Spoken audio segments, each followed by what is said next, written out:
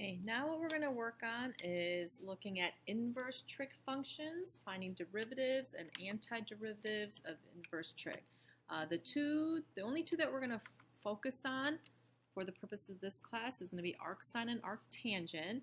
The other ones are listed there for you, but these are the only two we're going to be working on. If you notice the arcsine and the arccosine, the derivative just happens to be negative. Same thing with the arctangent and the arccotangent. So, I mean, these two are pretty easy to memorize.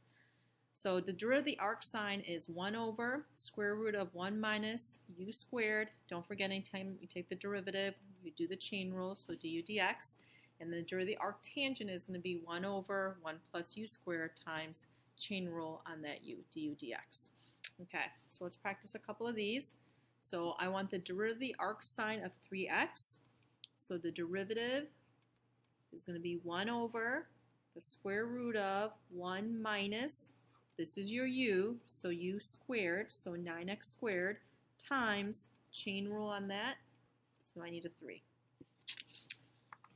For 2, so arctangent, the derivative is going to be 1 over 1 plus u squared times chain rule on that, 2e to the 2x is my derivative. Number 3, arcsine again, so 1 over square root of 1 minus u squared times derivative of that is going to be 2x. And lastly, notice here, this 2 is your outside function, so when you take this derivative, you actually have to do the power rule first.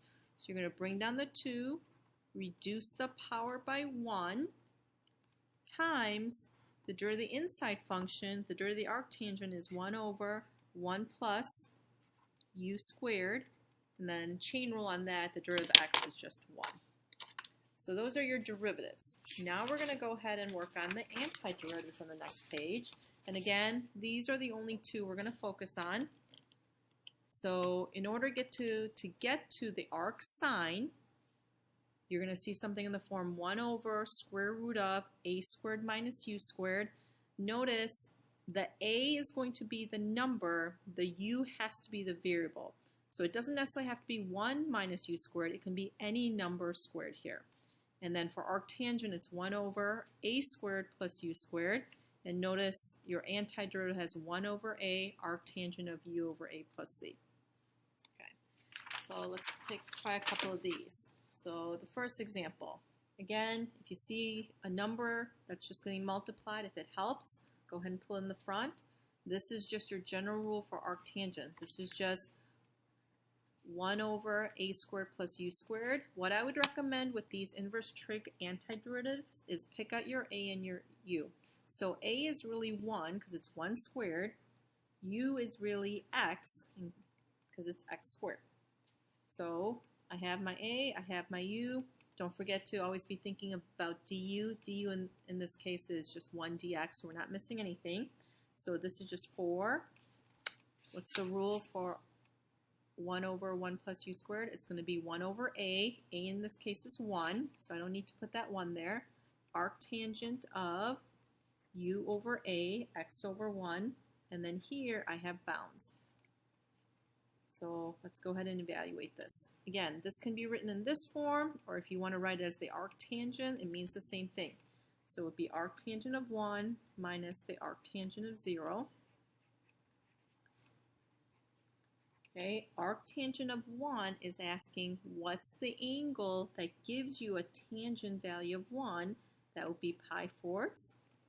Arctangent of 0, this is asking for the angle that gives you a tangent value of 0. This is 0, so this gives me pi.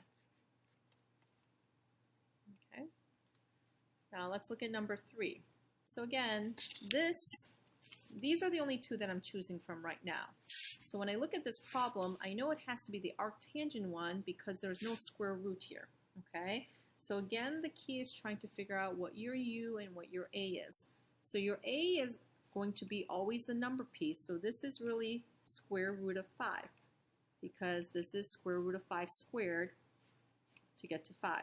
Your u in the problem should always be the variable piece, so this is x to the 6th, So your u is really x cubed, and they've squared it to get to x to the 6th. Your derivative is 3x squared dx. So again, that idea of I'm missing a 3, so I need a 1/3 here. This is going to fit my arctangent rule. All of this really is my du. So I've got 1 over a squared plus u squared.